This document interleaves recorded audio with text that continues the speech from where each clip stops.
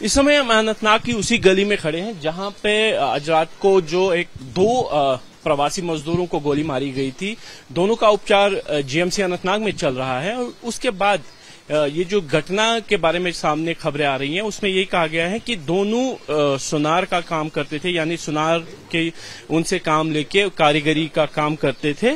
और प्रवासी मजदूरों पर पिछले 5 दिनों में होने वाला ये दूसरा हमला है। हमारे साथ यहाँ पे एक खुद प्रवासी मजदूर है, सुहेब है नाम इनका।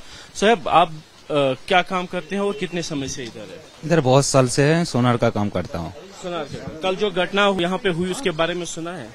नहीं, मैंने सुबह ही सुना, सुबह ही मैंने सुना इस बारे में। तो क्या आप उन लोगों को जानते हैं जिनको गोली मारी, या उनके किसी रिश्तेदार को? हाँ, उसका मामा को जानता हूँ।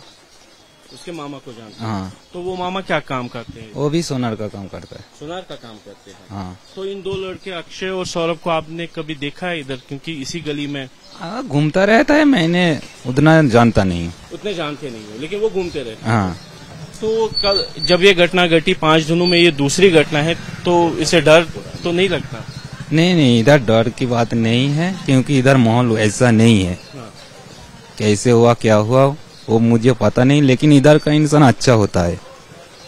यानी आमतौर पे आपको कोई डर ऐसा नहीं है? नहीं, आम की कुछ नहीं, इधर का बंदा बहुत अच्छा होता है, हेल्प करता है, सब कुछ करता है, कोई डर की बात ही नहीं है। लेकिन 5 दिनों में जब 2 घटनाएं ऐसी होती हैं, 5 प्रवासियों को ऐसे निशाना बनाया जाता है, तो क्या घर से कोई दबाव तो नहीं आता? ना, घर से भी दबाव नहीं होता है, इधर भी हमें कोई टेंशन नहीं है। आप कितने सालों से इधर? मैं 10 साल से हूँ। आप 10 साल से? हाँ। अभी कुछ डर वर तो नहीं लगता? ना, डर वर कुछ नहीं है। तो आप देख सकते हैं कि ये एक वो प्रवासी हम पे हैं जो सोनार का काम करते हैं, लेकिन 10 सालों में इन्होंने कभी भी स्थानीय लोगों से कोई परेशानी नहीं हुई। लेकिन कल की घटना के बाद ये बोलते हैं कि जो 2 लड़के थे, सौरभ और अक्षय, उनके मामा को ये जानते हैं, और ये तीनों जो है सोनार का काम करते थे। और इसी गली में जो है ये घटना घटी थी। मैं बता दूं कि ये गली में ही जो कल शाम तकरीबन 9 और 9:30 के बीच में ये घटना घटी थी, और इसी जगह के आसपास इन दोनों को निशाना बनाया गया था। पुलिस ने रात में ही, क्योंकि दुकानों में सीसीटीवी कैमरास लगे होते हैं, सीसीटीवी फुटेज भी हासिल की है। मैं बता दूं कि ये गली भले ही संकरी लग रही हो, छोटी लग रही हो, लेकिन बीच में अगर देखें तो यहाँ से निकलते ही जो मुख्य यहाँ की सड़क है, जो अनंतनाग का मेन रोड है, ये उसकी तरफ जोड़ती हैं। यानी पीछे जो है मेन रोड के साथ जोड़ते हुए ये सड़क है, उसके साथ ही सटी हुई इसी सड़क में जहां पे ज्यादातर दुकानें जो हैं सोने का काम करती हैं, और ये लोग भी जो है सोनार का काम ही करते थे, यानी गहने बनाने का काम करते थे। और जिस तरीके से इनको निशाना बनाया गया है, यानी काफी रके जो है लग रहा है कि किया गया था।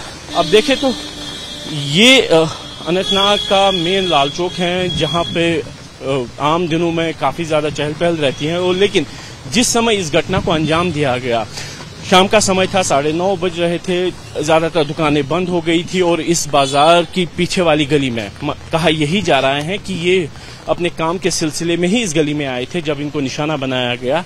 हालांकि दोनों के बारे में बताया गया है कि जो चोट है वो ज्यादा नहीं है, एक की टांग में और एक की बाजू में गोली लगी है। लेकिन 5 दिनों में दूसरी घटना जिसमें प्रवासी मजदूरों को निशाना बनाया गया है, दक्षिण कश्मीर में एक पैटर्न की तरफ इशारा कर रही है, जिसने चिंताएं बढ़ाई है। कैमरामैन अरशद हुसैन के साथ आसिफ कुरैशी, एबीपी न्यूज, अनंतनाग, कश्मीर।